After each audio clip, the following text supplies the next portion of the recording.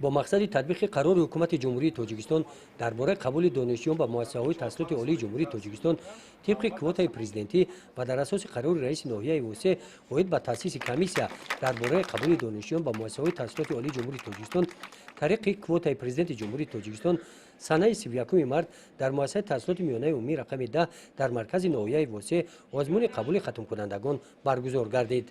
در آزمون 130 نفر داوطلبان از همه مؤسسه‌های تعلیمی ناحیه فعالانه اشتراک نمودند.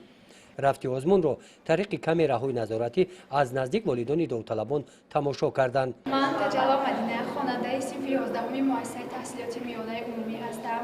من امروز از روی کلاس انتخاب کرده خود حجت‌هایم را سپردم و باور دارم که در این آزمون سزاوار کوتای پرزیدنتی خواهم گشت. من همچنین اشتراکچی آزمون کوتای پرزیدنتی و باوری گفتم میتوانم که آزمون در شکل خیلی شفاف گذرانده شد.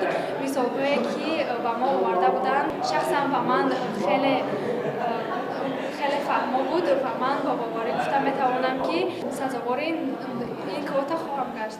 نتیجه آزمون از جانب کمیسیا سنجیده شده معین نمود که از شماره 130 نفر داوطلب در ناحیه وسه برای اشغال کوتای پرزیدنتی 60 نفرشان برای اشتراک به آزمون دور ولایتی پیشنهاد شدند. برای تحصیل به کوتا با مؤسسه‌های تحصیلات عالی کسبی جمهوری و ناحیه وسه 14 جای جدا شده است. گزارش خواجه نظری خدای نظر ظهروف از ناحیه وسه برای برنامه اطلاعاتی نوید.